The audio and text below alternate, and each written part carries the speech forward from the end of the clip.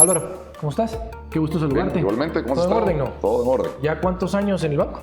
Pues ya vamos cumpliendo los 3 años, estaríamos cumpliendo el 30 de septiembre, cabalmente de este año, y ya un año de terminar mi mandato, que es de 4 años, que sería el 30 de septiembre del 2026. ¿La experiencia la denominarías linda, buena, compleja? Yo quisiera creer que en tu caso no llega mucho el tema político, pero seguramente nos explicarás que aunque manejé la macro del país y todo lo demás, sí hay incidencia política en el puesto o no necesariamente. Bueno, te diría si... La pregunta es buena. ¿Qué es lo que pasa? Que aunque yo vengo de 20 años de la banca privada, que diría que eso es básicamente lo que he trabajado toda mi vida, efectivamente en el 2007, 2008, un amigo, ¿verdad?, que pues ha sido un candidato a la alcaldía por varias veces, me dijo que lo llevara a hacer un partido político. Yo en ese momento le dije, mira, yo no me interesa la política, no estoy en político, jamás había tenido ningún acercamiento con la política, y me dijo, mira, solo ayúdame a hacer una red de empresarios, porque yo en el banco en donde estaba, pues atendíamos básicamente empresas y multinacionales, y poco a poco haciendo esas reuniones, resulta que los mismos empresarios me decían, miren, yo los quiero apoyar, pero yo quiero que tú vayas al Congreso. Y yo decía, mira, yo no quiero ir al Congreso, pero bueno, al final te hago corta una historia larga. Cuando sentí, andaba en un pick-up en la zona 24 a las 12 de la noche con payasos, piñatas y dulces y megáfono. Y yo decía en ese momento, ¿qué estoy haciendo acá? O sea, realmente jamás me lo había imaginado, no estaba dentro de parte de mis planes. Efectivamente, yo iba encabezando la lista del Distrito Metropolitano, que es la capital. Entré de primero en ese listado, entré al Congreso. Al calabozo, le dije. Al calabozo, literalmente, entré al Congreso. Los 4 años que estuve, 2 años fui subjefe de bancadas, y pues fui otros 2 años presidente de comisión, siempre orientados al tema financiero. Siempre estuve en comisión de finanzas, legislación y puntos constitucionales, etcétera. Salí del Congreso y dije, de aquí salgo, no regreso. Es para todos, ¿verdad? ¿Perdón? No es para todos. No, es buena experiencia, es interesante para el que le gusta esa dinámica. A mí en mi caso particular no es que me haya disgustado, pero no me miraba más tiempo en el Congreso. Y saliendo del Congreso me hablaron del Banco Mundial, que les hiciera una consultoría. Pues me gustó el Banco Mundial, yo había tenido relación con ellos. Después me hablaron del BID, que hiciera otra consultoría en el BID, lo cual también acepté. Y saliendo de esa consultoría, me habló a mí el presidente Yamatei, que yo lo conocí desde el Banco del Café al principio de los años 90. Yo aclaro, yo me fui del Banco del Café en 1997. El expresidente Yamatei se habrá ido en el 94, probablemente, o 95. Y él me habló y me dijo, mira, yo te he dado seguimiento a lo que has hecho en el Congreso y mira, estamos haciendo pues otro intento de llegar a la presidencia. Y me dijo, mira, quiero que tú seas mi ministro de Finanzas. Y yo le dije, claro que sí, doctor, como yo le decía, con mucho aprecio, y yo solo te pongo 2 condiciones. 1, no pongo un centavo, ¿verdad? Porque claramente soy empresario y cuando uno invierte en un partido, pues básicamente busca el retorno y eso pues se traslada probablemente en actos que no necesariamente son los correctos. Y lo otro le dije, mira, yo pongo mi equipo en un 100%. O sea, no quiero presiones de a quién poner en cada uno de los viceministerios, por ejemplo. Y él me dijo, mira, trato hecho, pues nos dimos la mano. Y efectivamente, eso se dio. Yo, mi único aporte a la campaña del doctor Yamatei fue literalmente una canasta de pan de Izopán. No puse absolutamente nada más, aunque sí hice trabajo de campaña, sí hice trabajo sectorial, pero no puse recursos. Ganó. Asumí como ministro de Finanzas, me cumplió al 100%. O sea, yo puse a mi equipo siempre bajo mis mismos parámetros. Y diría que estuve como ministro de Finanzas, nos tocó una época dura. Recordemos que en el año 2020 comenzamos con Amanda y Cristóbal, creo que eran las 2 depresiones tropicales fuertes. Después vino el COVID, después vino ETA y OTA, después vino Rusia, Ucrania. Fue una época complicada, pero vale la pena mencionar, y voy a hablar únicamente del Ministerio de Finanzas, no me voy a poner a hablar de otros ministerios. Guatemala salió bien. Salió, diría, con una mejor calificación de riesgo país, con mejores resultados en las evaluaciones del Fondo Monetario Internacional. Se cerró, diría, el periodo con más de 10,000 millones de saldo de caja, cuando yo lo recibí con saldos negativos. Se hicieron muchos portales de transparencia, ONGs, préstamos, etcétera. Y te diría, se hizo lo que se tenía que hacer. Guatemala, hablo en términos macroeconómicos, salió bien. Y el presidente me dijo en ese momento, mira, ¿qué te parecería irte al Banco de Guatemala? Ya que recordemos que el presidente y el vicepresidente del Banco Central lo pone el presidente de la República. El presidente de la República eso lo hace un año antes de que él salga, o sea, son mandatos alternos, no son al mismo tiempo, lo cual diría yo que es positivo. Me nombró como presidente del Banco de Guatemala, voy para el tercer año, y sí vale la pena decir que mi política sigue siendo la misma. Entramos al Banco de Guatemala, no hubo, diría, básicamente ningún cambio en los funcionarios ni las autoridades del banco. Recordemos que el Banco de Guatemala diría que es reconocido como el mejor banco de Latinoamérica, pues cuando vamos nosotros a eventos afuera de Guatemala, y hace su trabajo. Y tan hace su trabajo que, diría, Guatemala tenemos la moneda más estable de Latinoamérica y la 9ª moneda más estable del mundo, que es el Quetzal, lo cual celebramos los 100 años del Quetzal el año pasado. Se ha mantenido la inflación en meta, la meta del Banco Central es 4%, ahí es un tema también interesante de conversar, porque el objetivo fundamental del Banco de Guatemala es la inflación, no el empleo como en Estados Unidos, que la Fed tiene inflación y empleo. En el caso del Banco de Guatemala es la inflación, y la inflación, que es el objetivo fundamental del banco, la ha mantenido, diría, dentro de los rangos meta históricamente, a pesar del COVID, que fue algo donde pues, la inflación se disparó, Ucrania, Rusia, el precio del petróleo, pero ahí el banco diría que ha hecho su función. En tu cargo es bueno, o sea, te lo digo porque primero es una institución muy respetada, y obviamente ser presidente de una institución tan respetada, bien lo decías que a nivel internacional la gente te dice la macroeconomía del país, Guatemala, es impresionante. De hecho, el modelo es muchas veces vanagloriado en seminarios de otros países, y te dicen, mire, el gran beneficio es que la ley protege. Y el Banco de Guatemala tiene el candado, el famoso candado de no salir a rescatar y tampoco prestar dinero. Así es. Que muchos, de alguna manera, algunos políticos han salido a decir, hay que cambiar eso, lo cual es peligroso, porque eso rompería, digamos, toda esa historia y toda esa, yo te diría, estabilidad macroeconómica que tiene el país. ¿Por qué te pongo ese ejemplo de que la gente ha salido a decir eso? Es porque me gustaría entender, no desde la postura de Álvaro, sino del presidente de la institución, qué aires políticos te llegan, o sea, con qué cosas te llega, digamos, un diputado, un ministro, un presidente. ¿Qué tipo de cosas discute un político pudiera estar interesado del Banco de Guatemala con el que te veas, te tengas que sentar y en algún momento decirle no, sí, o es una institución tan técnica que no se involucra tanto en el tema político? Te diría que terminando solo la historia que te decía hace unos momentos, que voy exactamente a esa pregunta que me estás haciendo, es que por lo general los presidentes y vicepresidentes del Banco Central es gente que viene de carrera dentro del Banco Central. Okay. El presidente anterior se fue del banco teniendo 42 años de trabajar en el Banco Central. El gerente jurídico tiene 53 años de trabajar en el Banco Central. El gerente económico 37, el financiero 36, el vicepresidente de tener 35. Entonces, cuando uno viene de afuera, lo cual permite la ley, uno siempre trae un equipaje político, por así decirlo, más yo habiendo sido diputado, habiendo sido ministro de Finanzas, presidente de la SAT, por ejemplo, que son cargos que uno sí tiene mucho roce con el sector político. Cuando uno se pone como presidente del Banco Central, seguramente esos aires políticos me llegan a mí mucho más de lo que le llegaron a presidentes anteriores. ¿Por qué? Porque uno viene, le guste o no, viene de un ambiente político. Donde la política, llamémosle, se entrelaza con lo que hace el Banco de Guatemala, te diría tal vez principalmente en la misma integración de la Junta Monetaria. La Junta Monetaria, de la cual yo soy presidente, está integrada por 8 miembros titulares. De esos 8 miembros titulares tenemos 3 ministros de Estado, que es Finanzas, Economía y Agricultura.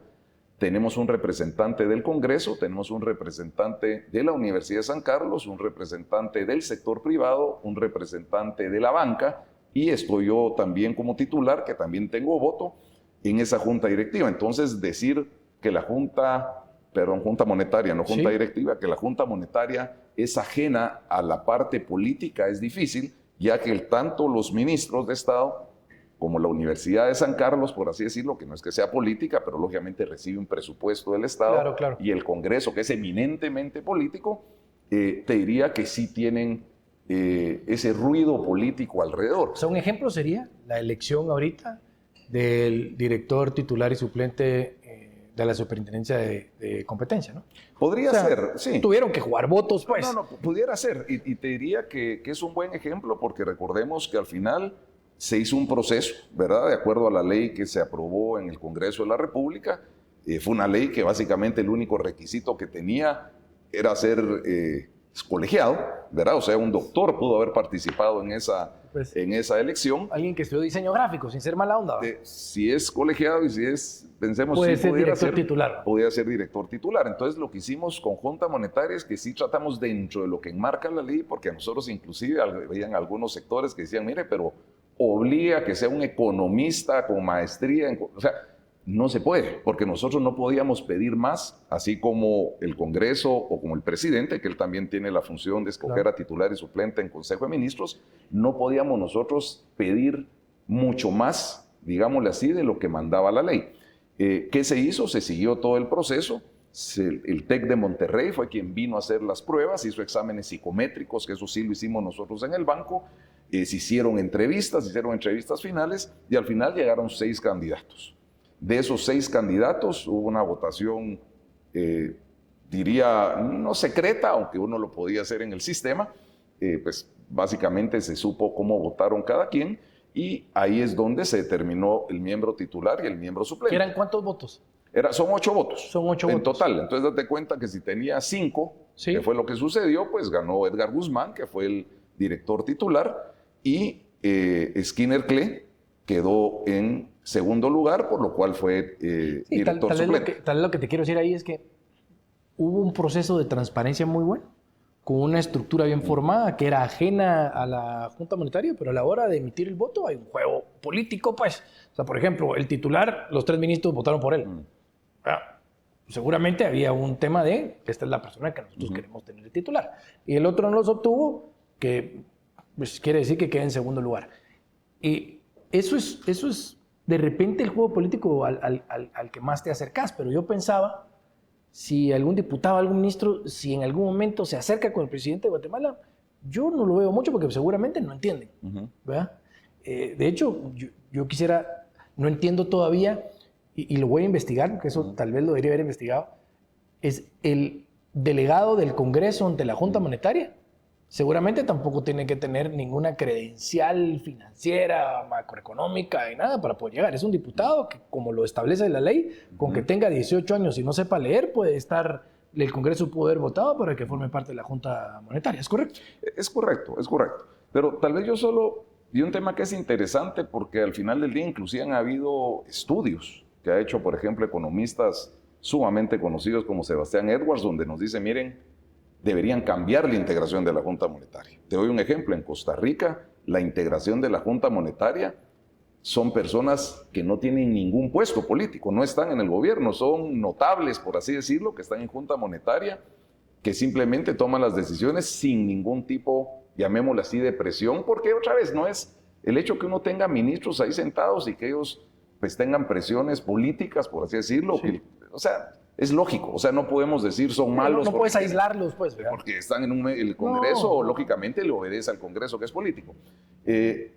Yo diría que de todas las decisiones que hemos tomado en el Banco de Guatemala, desde que yo soy presidente, que deben ser, diría, no menos de 300 resoluciones, decisiones que se han tomado, te diría que solo en 2 de ellas no ha habido mayoría, no ha habido unanimidad total.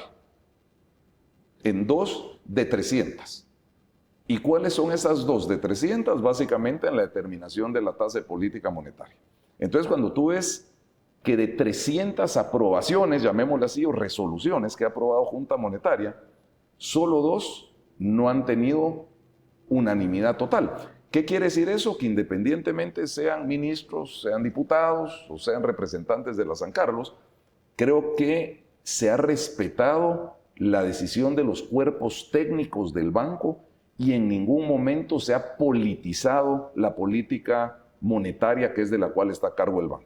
Eso, te repito, no es fácil. Lógicamente hay que explicarle, como tú bien dices, si viene un diputado, que puede ser un diputado que no es el caso, pero que sea un diputado que tenga formación agrícola, Sí. tenemos que ser lo suficientemente hábiles para poder explicarle de tal manera que él entienda los análisis técnicos de estos cuerpos técnicos del banco para que vote a favor.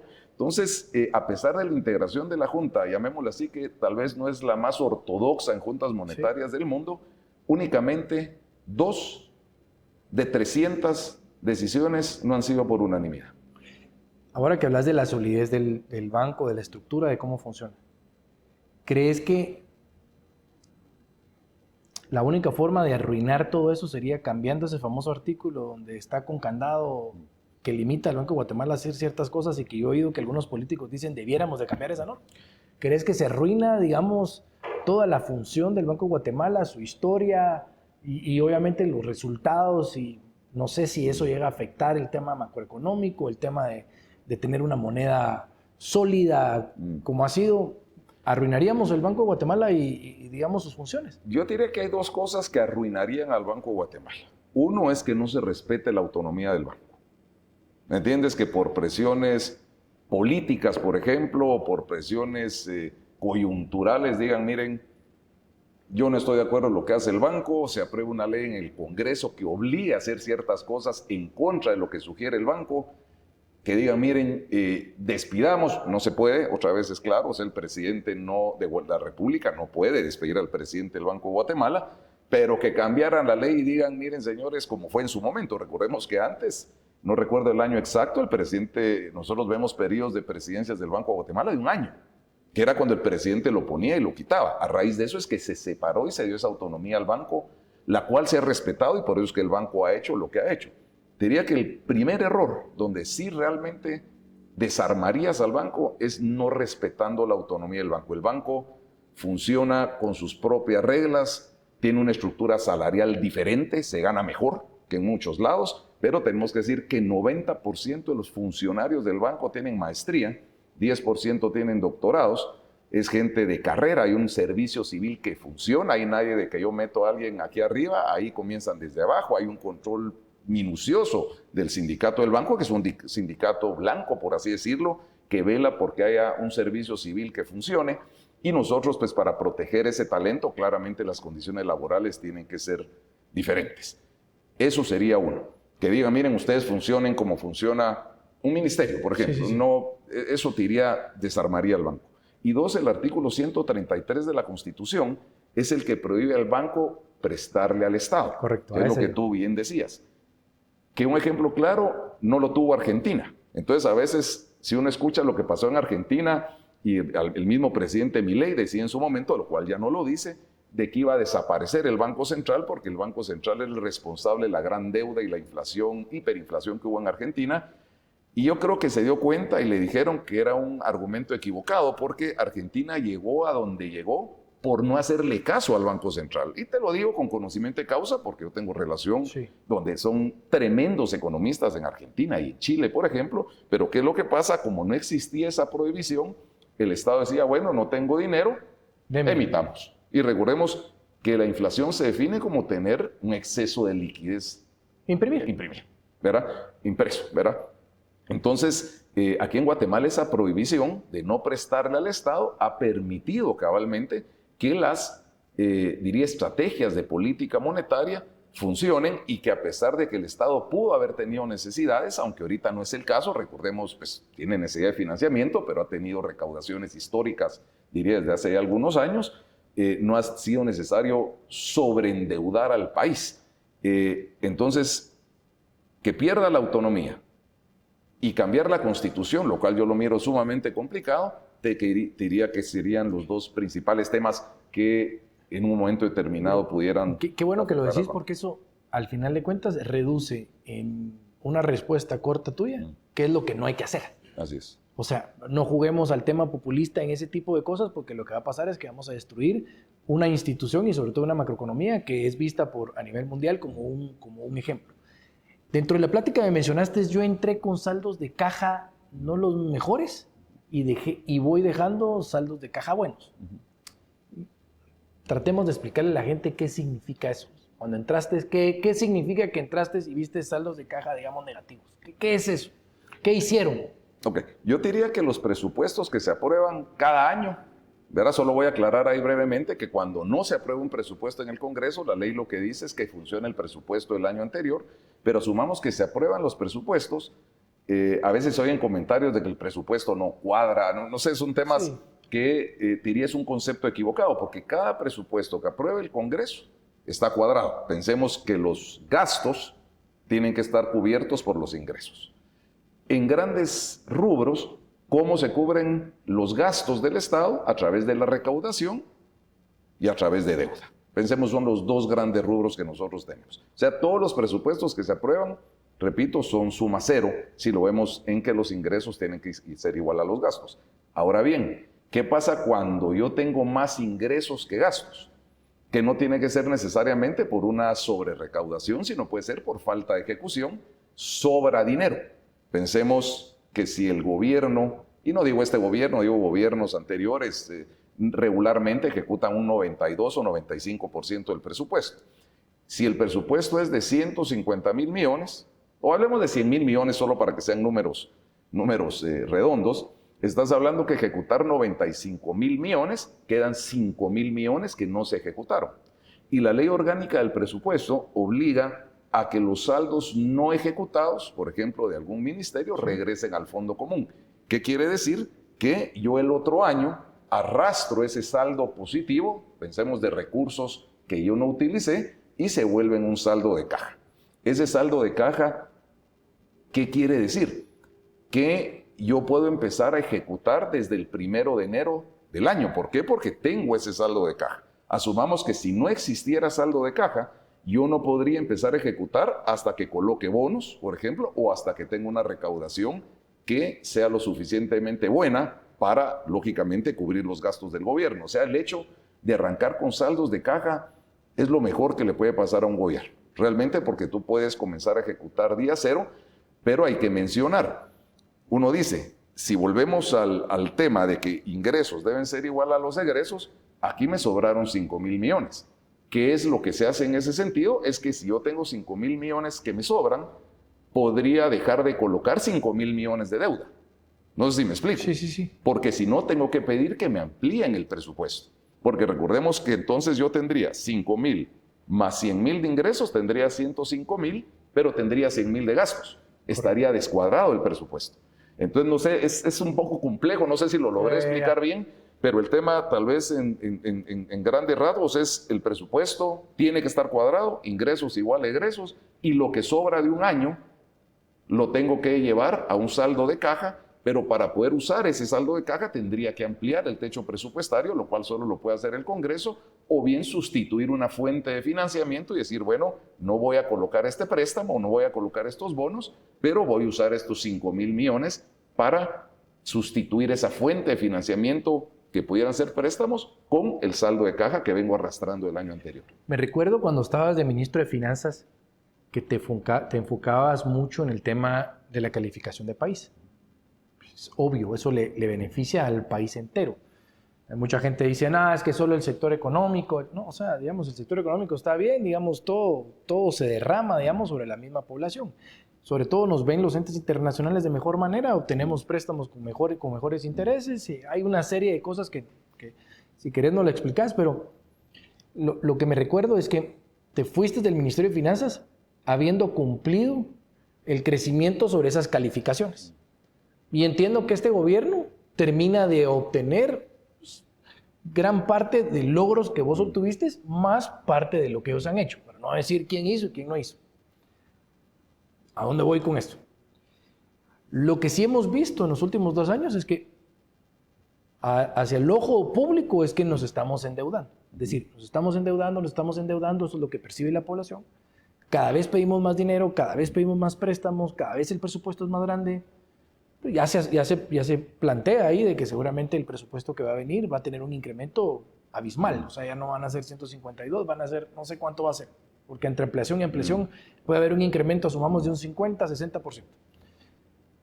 Mi pregunta es, ¿ese endeudamiento, si se le puede llamar endeudamiento, puede afectar efectivamente esas calificaciones que nos hacían como país en términos económicos? Te diría varios temas ahí. Uno, no me voy a meter a política fiscal porque eso es del Ministerio de Finanzas, pero lo que está pidiendo el Ejecutivo es un presupuesto de 163 mil millones, si no estoy mal, es un incremento de 5.5%, más o menos no recuerdo. O sea, no es 50%, es 5.5%.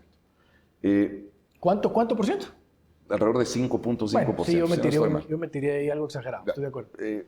Pero es un presupuesto, repito, importante. Bueno, partimos de los 90 mil millones de quetzales cuando se quemó el Congreso y ahora estamos hablando de 160 mil millones. ¿Qué es el problema?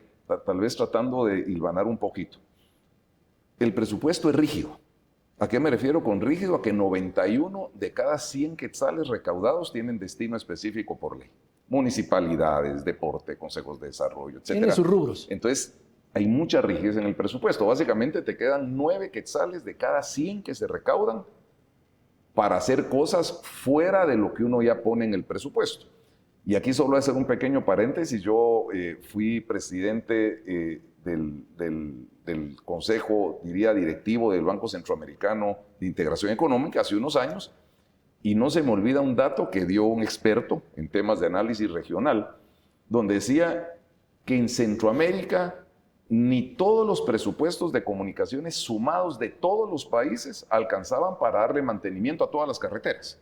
Mantenimiento, o sea que olvidémonos de carreteras nuevas. El presupuesto, diría, visto de manera conjunta, casi que lo que dice es que el país, y yo comparto ese pensamiento, y tal vez circunscribámonos a Guatemala, el presupuesto del Ministerio de Comunicaciones no le alcanzaría para darle mantenimiento a todas las carreteras que tiene el país. Es demasiado bajo. Y ahí te voy a decir tal vez otra comparación. Guatemala tiene 1 metro de carretera, llamémosle camino rural y asfaltado, 1 metro por habitante. Esa diría que es la estadística. Costa Rica tiene 8. Y Costa Rica, pues quienes han ido, no te voy a decir que tampoco es un país europeo en carreteras. Aún así es 8 veces más grande per cápita que Guatemala. ¿A qué voy con eso? Es que si Guatemala quiere cerrar esa brecha de infraestructura en términos de carreteras y caminos rurales, que para mí es lo más importante y lo que requiere el país, no existe en Guatemala, llamémosle, de la recaudación suficiente dinero para hacerlo. ¿Qué quiere decir con eso?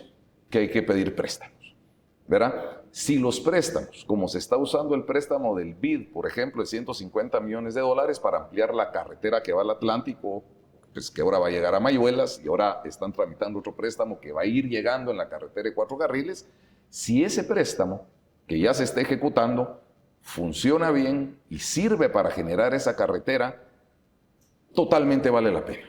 Porque si tú comparas lo que estamos dejando de recibir en inversión extranjera directa, inversión local, la falta de logística, la velocidad de 17 kilómetros por hora que tiene el transporte pesado y 4 kilómetros por hora en centros urbanos, lógicamente la deuda es buena. Entonces, ¿a qué voy con eso? En que nosotros sí nos podemos endeudar, estamos como país en una posición sumamente privilegiada en el sentido de relacionar la deuda versus el tamaño de la economía. En Guatemala estamos hablando alrededor de 27 o 28%, Estados Unidos tiene 130%, por ejemplo, Salvador 80%, debemos poco. Pero no todo suena bien, o sea, no, te voy a decir en dónde se vuelve la parte negativa. Que no ejecutás. Debemos poco en relación al tamaño, lo cual es bueno, nos genera buenos indicadores, lo valoran bien las calificadoras de riesgo país, pero necesitamos deuda para cerrar esa brecha que tenemos, diría, caminos rurales, carreteras, puertos y aeropuertos. Hay que pedir préstamos. ¿Cuál es el gran desafío que se tiene, diría, en el Ejecutivo? Porque recordemos que Ejecutivo se llama así porque es el que ejecuta los recursos del Estado. Es que esos recursos se tienen que ejecutar. Y si tú te das cuenta, en los reportes de las calificadoras de riesgo país o en el mismo reporte que recién dio a conocer el Fondo Monetario Internacional, que es un preliminar al reporte final que van a dar en septiembre, dicen claramente, van bien, o sea, se ve bien la foto, los indicadores están bien, valoran la narrativa del presidente Arévalo en lucha contra la corrupción, tenemos que decirlo porque también lo valoran, pero es indispensable que ese presupuesto se materialice principalmente en infraestructura.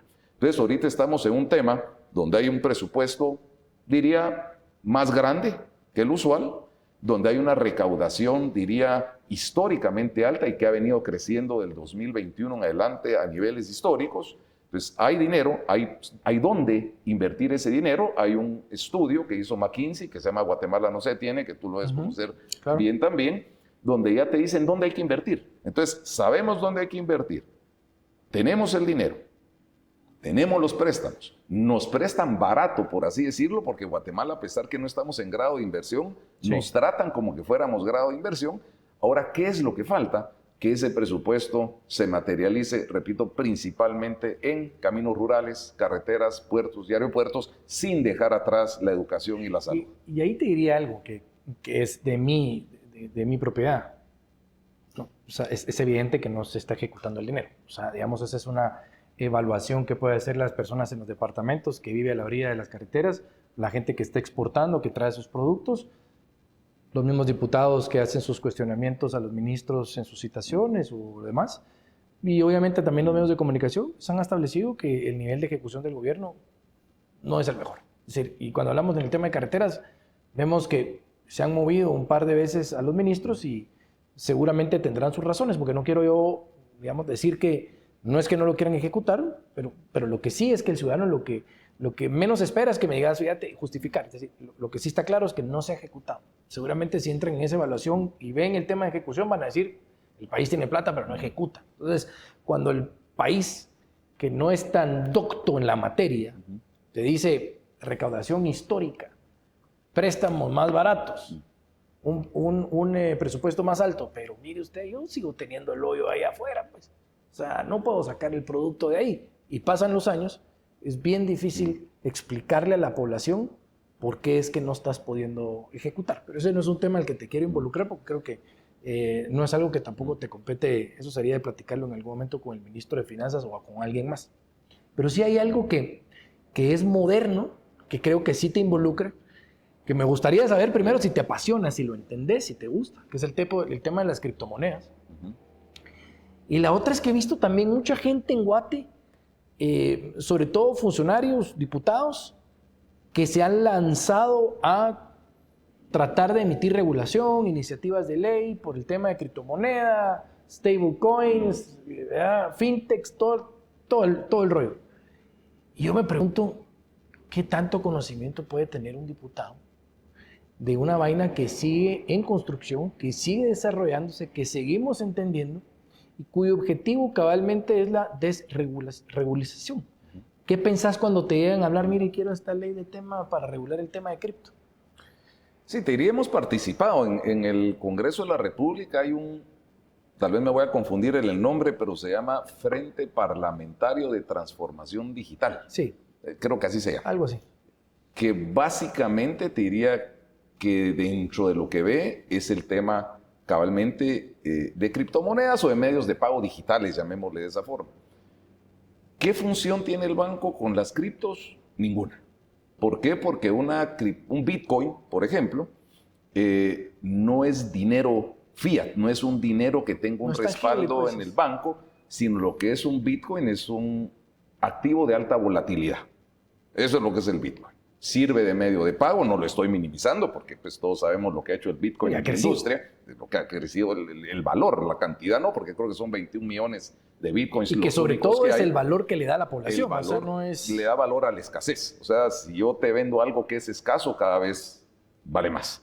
Entonces diría que el banco, te voy a decir dónde sí tiene que ver. Uno, tal vez en la parte de regular una criptomoneda, no porque no es dinero, y reconozco que el banco por ley es la única institución autorizada de emitir dinero, y eso no es dinero, entonces nosotros no lo regulamos. Claro. Donde sí hemos sugerido nosotros, probablemente es en los conocidos wallets, ¿verdad? Las billeteras electrónicas, donde te diría que conjunto con la Superintendencia de Bancos, participó el Ministerio de Economía y el Banco de Guatemala, sí se hizo una ley que la idea es que la presente el presidente de la República, que la lleve al Congreso. Recordemos que el Banco de Guatemala no tiene iniciativa de ley, o sea, hay que llevarlo a través del presidente, donde sí le estamos dando un marco, diría, regulatorio a las empresas que tienen billeteras electrónicas, y te voy a decir por qué. Uno puede decir, mire, pero el banco que ni se meta, o sea, ¿por qué el banco se va a meter? Pero lo que pasa es de que eso se puede prestar también, como hemos visto en otras partes del mundo, realmente a estafas y esquemas piramidales, ¿verdad? Si no hay ningún tipo de regulación. ¿Qué es lo que se hace, lo que se está haciendo en esta ley? Repito, que ya está terminada. Es decir, miren, señores, si ustedes son una empresa que está emitiendo pues, dinero o transando dinero a través de billeteras electrónicas, por lo menos es una empresa que tenemos que tener registrado quiénes son los socios, tenemos que tener registrado que tiene un capital mínimo pagado, tenemos que registrar una serie de temas que le dé transparencia, porque ¿qué va a pasar? En el momento que haya una estafa grande, y recordemos que Guatemala ha sido víctima de estafas a lo largo de la historia muy grandes, no digan, miren, ¿por qué y eso es un tema más de la superintendencia, tenemos que decirlo, ¿por qué nadie hizo nada? Pero como la superintendencia, recordemos que es llamémosle, forma parte de Junta Monetaria, sin voto, pero forma parte de Junta Monetaria, lo que se está tratando de hacer con esta ley es darle cierta transparencia a las empresas que transan con billeteras electrónicas. ¿Y qué es lo que se está haciendo? Que se va a hacer una cámara de compensación únicamente para las billeteras electrónicas. ¿Por qué? Si yo tengo una billetera electrónica y tú tienes otra billetera electrónica y yo te paso 1,000 quetzales, hay un momento en que esos 1,000 quetzales puede ser que no te hayan llegado a pesar que yo ya los pagué. Están en una cuenta concentradora, pensemos en un banco en sistema. Si ese dinero eventualmente, por alguna razón, se lo llevan, tú perdiste tu dinero, ¿a quién le vas a reclamar? O sea, no hay a quién reclamarle. O sea, si yo hago un pago en eBay por PayPal y quiebra PayPal, pues yo no sé a quién le voy a reclamar. O sea, realmente no hay a quién reclamar. ¿Qué es lo que se está haciendo con esta ley? Y es una ley, tenemos que decirlo, que se ha socializado. O sea, no es una ley sorpresa que les caiga. Esto lo hemos venido hablando con las empresas fintech, con quienes emiten cabalmente este tipo de producto. Es que todo el dinero que no llegue, que salga del punto A, pero que no llegue al punto B, no se quede en el banco del sistema, sino se quede en el Banco de Guatemala, donde está 100% garantizado. ¿Qué quiere decir? De que lo que no, si yo pagué, sale dinero acá y no te ha llegado, tú tienes la total certeza de que tu dinero está ahí, o sea, no se va a perder. Eso, además de que las billeteras electrónicas, al haber una cámara de compensación, van a estar interconectadas. O sea, yo con una billetera electrónica voy a poder hacer pagos a través y usando diferentes billeteras electrónicas. O sea, todas las billeteras electrónicas van a estar interconectadas, lo cual le va a dar muchísima agilidad también y fortaleza al concepto de billeteras electrónicas. Me preguntaban a veces, no voy a decir el nombre del almacén, pero hay una famosa tarjeta de X almacén, donde solo se usa en ese almacén. Eso no lo estamos regulando. Eso no tiene nada que ver porque es una tarjeta de fidelidad de un almacén donde puedo tener crédito, etc. ¿Qué diferencia es y cómo lo interpretas? Porque incluso viste que ahorita en Estados Unidos, sin mencionar nombres, se aprobaron como 3 cosas, ¿no? Que tienen que ver con el tema de cripto y te hablan del dinero digital, X, Y, Z. No sé si lo que están buscando es como, ¿verdad? Pues no concentrarlo todo en una misma cosa, darle posibilidad al ciudadano que tenga... O sea, estamos pasando a una época moderna del dinero fiat. ¿Por dónde lo ves? Mira, efectivamente todo va a la digitalización. Eso es un hecho. Yo estuve ahora en Suiza hace algunas semanas y quise pagar en efectivo y no me lo aceptaron. Yo era un supermercado. Y dije, mire, ¿qué hago con los francos? Mira, que no aceptamos. O sea, ya estamos llegando a una época cashless, como le llaman en Estados Unidos, que me pasó en Estados Unidos también, donde ya no te aceptan cash. O sea, pensemos digitalizar los medios de pago. Es, diría yo, no es que se haga al 100%, pero así eso va porque son temas, diría yo, que te dan mayores facilidades, mayores beneficios, etcétera. No es que desaparezca el dinero físico, pero hay una gran diferencia en lo que estás diciendo. El Central Bank Digital Currencies, que es ese dinero digital emitido por bancos centrales, pensemos que es un billete, si fuera un dólar, es un dólar que yo lo tengo, está en el Banco Central, sencillamente lo tengo representado, llamémoslo así, en un registro digital. Una tarjeta de crédito, por ejemplo, es dinero digital. Eso es una cosa bien diferente a las criptomonedas, porque el dinero digital, repito, sigue siendo responsabilidad de los bancos centrales. Tal vez no hay un billete, pero hay un registro que respalda, llamémoslo así, ese billete que puede estar en el banco versus lo que yo tengo en mi billetera electrónica. dinero digital. Eso lo hemos visto, inclusive el presidente Trump en Estados Unidos se ha pronunciado que él no quiere el dinero digital, sino que él apoya las criptomonedas. En Guatemala no estamos pensando en dinero digital, no lo hemos visto, no hay ningún país que esté funcionando adecuadamente. Creo que son unas islas del Caribe en donde sí funciona por la dificultad del traslado del efectivo, que son estas islas que tienen este tema. Y aparte son las criptomonedas, que no es, llamémosle así, dinero, es un activo digital, y el Bitcoin, como se define en muchos espacios, es simplemente un activo digital de alta volatilidad. Pero tenemos ahí figuras como los stablecoins, esas monedas estables son, llamémosle, criptomonedas, pero que sí tienen un valor porque están ancladas a una moneda específica, como puede ser el dólar o una canasta de monedas. Hay un sinfín de operaciones, y repito, ¿dónde es donde el Banco de Guatemala sí ha participado? Diría con el Foro Parlamentario de Transformación Digital con el Congreso, nos hemos reunido muchísimo, hay una gremial de fintech, nos hemos reunido con empresas, con bancos, etcétera. Es de que efectivamente sí hay que tal vez generar una campaña de comunicación para que la gente sepa lo que se está metiendo. La gente tiene que saber qué es una criptomoneda, tiene que saber qué es un stablecoin. A mí me decía alguien que está en el tema de fintech que en Guatemala hay más de 3,000 personas que están comercializando ya criptoactivos. O sea, 3,000 personas. ¿Quién dice que eventualmente yo, Álvaro González, pues tal vez yo no soy el mejor ejemplo, pero mi hermano dice, o ir a un lugar y me están diciendo, mira, cómprame estas criptos porque vas a ganar tanto, y mira, y de repente lo pueden convencer y resulta que la persona no sabe ni lo que está haciendo.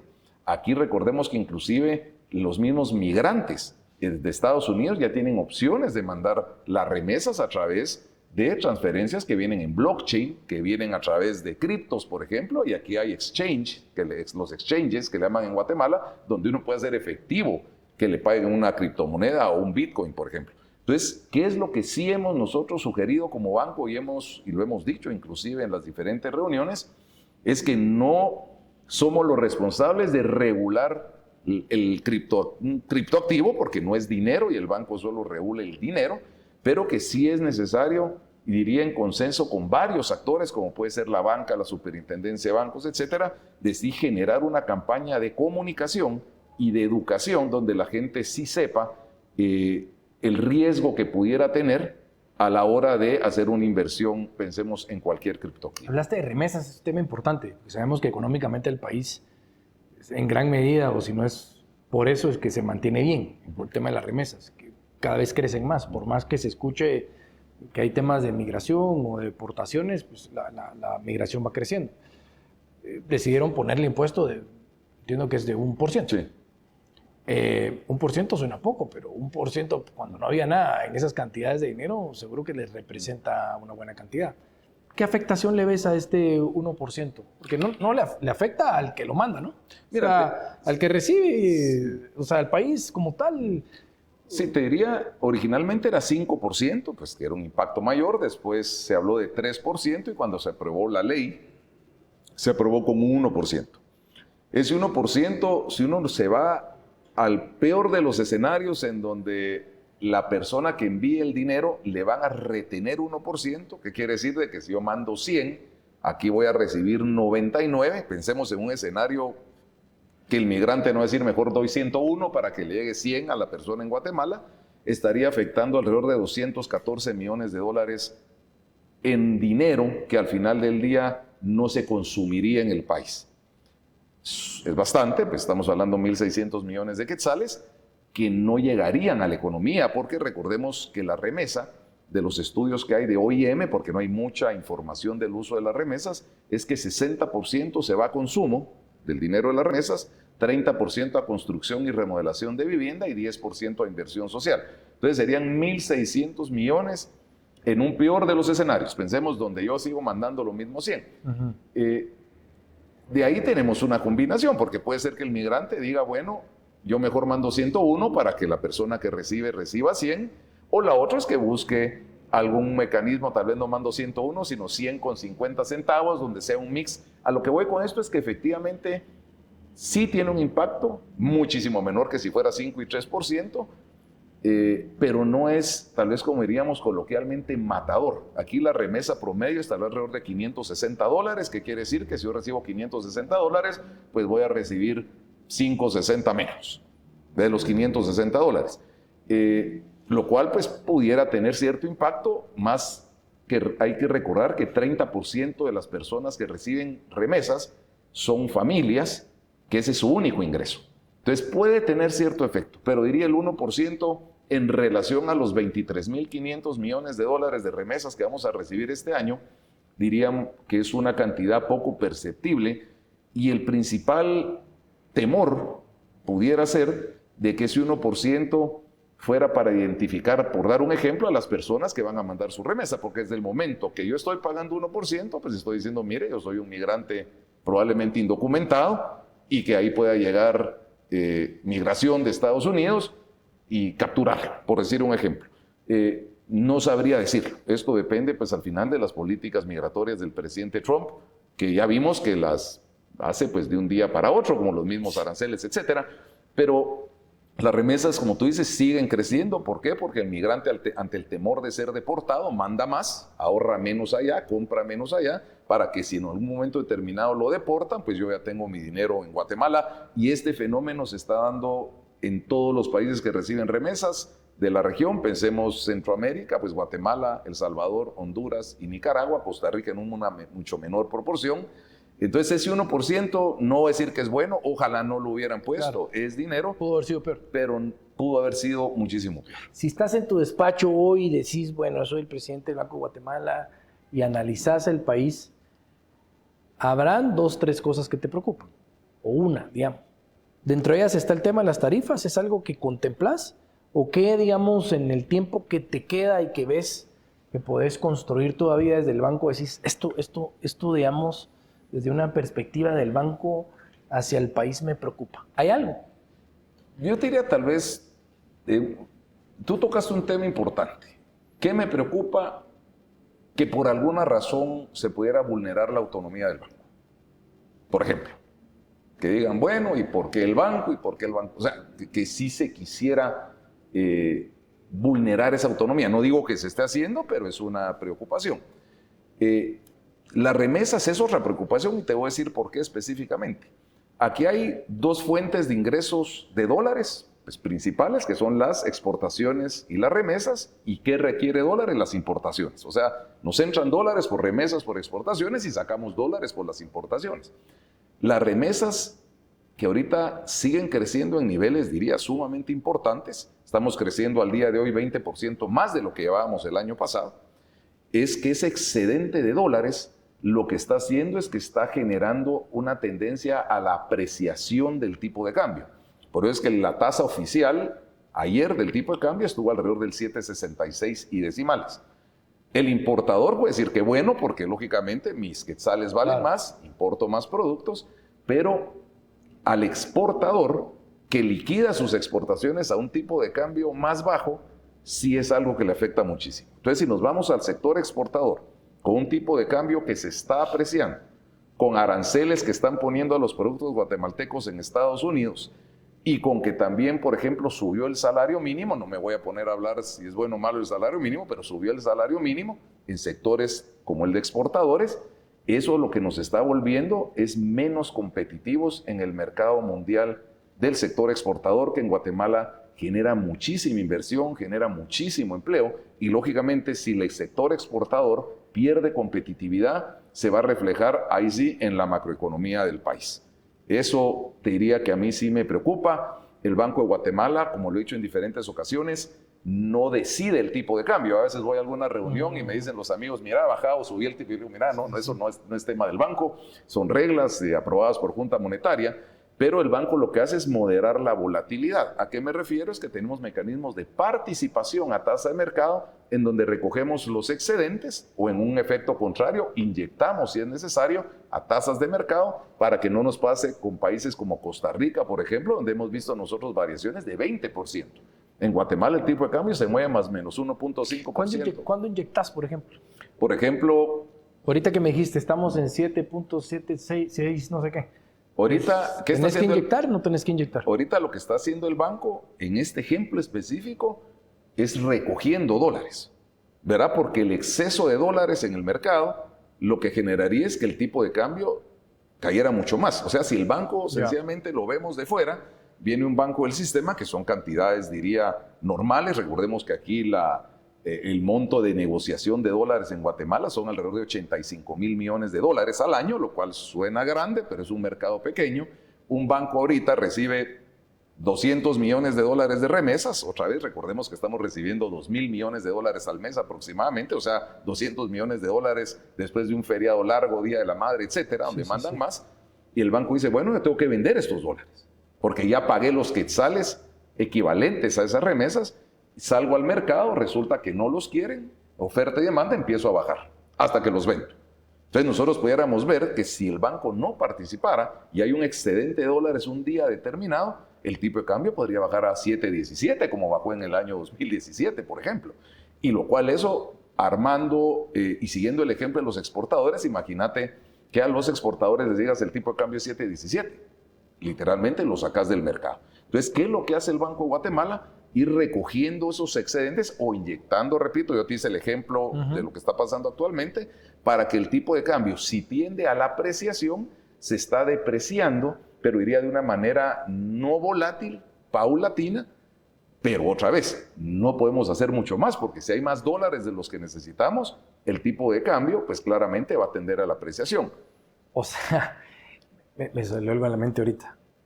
Sí tiene que haber gente muy técnica y sobre todo muy objetiva, como bien ya nos lo platicaste, de nivel de conocimiento, preparación que tiene la gente del banco para tomar estas decisiones.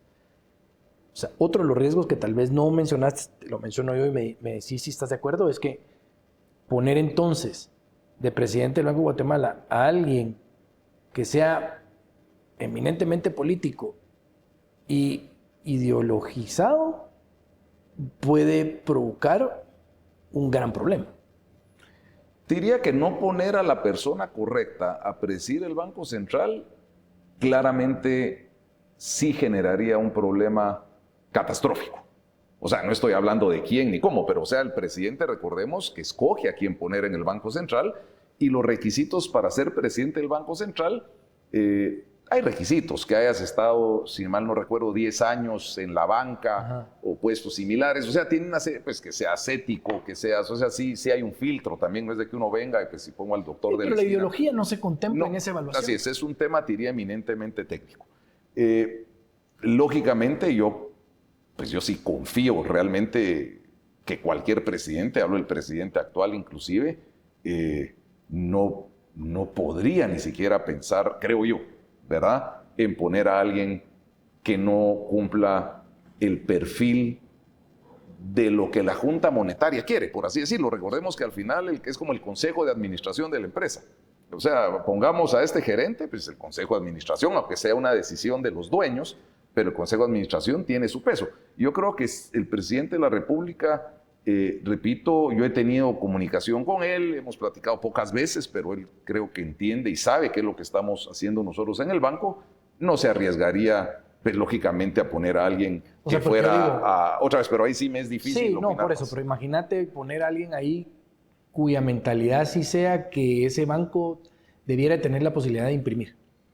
Que sus decisiones en el tipo de cambio y, como decías, recoger o inyectar simplemente no sea lo que estamos acostumbrados. O sea, yo te digo que en 3 meses esto se vuelve un caos. No, y no es decisión, hay que decirlo, no es decisión del presidente del banco ni del presidente de la Junta Monetaria. Para tomar eso tendrías que, pues, convencer, que decirte, tendrías que tener 5 de 8 votos. Si yo viniera y quisiera hacer una locura en el banco, ¿sí?, por mucha locura que fuera, yo tendría que convencer a 5 de los 8 votos, a 4, porque yo sería uno de los votos, ¿sí?, a 4 de los 8 votos, a que aceptaran tomar una medida, llamémosla así, antitécnica. O te voy a dar otro ejemplo que inclusive es delicado, que quieran cambiar a las personas que están actualmente en el banco. Pero ¿qué poder tiene el presidente del banco con respecto al cargo que ostenta cualquier, digamos, técnico profesional en el banco? Nada. O sea, Te digo pues sí. porque si llega alguien, voy a hacer limpia, quiero cambiar a toda la mara. Tiene la capacidad, te diría, aunque en el Banco de Guatemala, eso hay que decirlo también, no es como en el Ministerio de Finanzas, donde uno firma y firma y firma y uno es el responsable. Yo todavía pues, sigo solucionando temas de la administración, pues de cosas que uno firmó. En el caso del Banco Central, el que tiene la responsabilidad administrativa es el gerente general. Entonces es el gerente general al final el que firma. A mí a veces, por ejemplo, cuando tengo algunos requerimientos de información de compras, de contrataciones, pues básicamente yo lo que hago es que se lo mando al gerente para que el gerente sea quien contesta. Pero sí tenemos que decir que la cabeza de la institución es el presidente. Entonces el presidente sí tiene la decisión, por así decirlo, de pedir realmente que si alguien, pues, miremoslo en un caso positivo, tal vez no lo vaya a ver en un caso negativo, que si en un caso positivo alguien no cumple los requerimientos o está haciendo un mal trabajo, si es que los mismos reglamentos no dicen que lo tienes que separar del puesto, el presidente claramente sí tiene la potestad de hablar con el gerente y decir, miren, a esta persona pues no está haciendo su trabajo, muévanla. Pero sí, te diría que en la banca central en Guatemala y te diría en el mundo, porque pues, nosotros tenemos mucha relación con los bancos centrales de todo el mundo, la figura del presidente. Y no voy a hablar de mi persona porque pareciera que uno se vuelve vanidoso. De la institución. De la institución. El presidente sí tiene, te diría, mucha injerencia en eso y son por lo general personas, ¿me entiendes?, de muy reconocida trayectoria, que ha estudiado, pues que tiene preparación, que tiene pues los títulos que ameritan, que sabe lo que está haciendo, para que ese puesto al final sea ocupado con alguien que básicamente le pueda dar seguimiento y continuidad a las decisiones que se han venido tomando en el pasado. Buenísimo. Álvaro, te agradezco mucho por la plática. Hoy sí que le dimos vuelta a todo. ¿Va? Sí, hombre, hoy tratamos. Digital, stablecoin, criptomoneda, banco. Solo pasó fútbol, pero eso lo tocamos en pero es que es un tema importante. Sí. Va a haber un cambio en algún momento que hay que saber abordar. Hay que saber qué es lo que debe continuar, qué son los principios de la institución, ¿verdad? No necesariamente los pensamientos, los principios de la institución. Y sobre todo que es una joya que de verdad que no hay nadie que no te diga, ojalá tuviéramos la macroeconomía del país, ojalá tuviéramos las reglas del Banco de Guatemala y ojalá que eso no vaya a cambiar en el largo plazo. Sí, eso principalmente. Sí. Pero fue una gran plática, te lo agradezco. No, hombre, muchas gracias y cuando se les ofrezca. Buenísimo. Chao.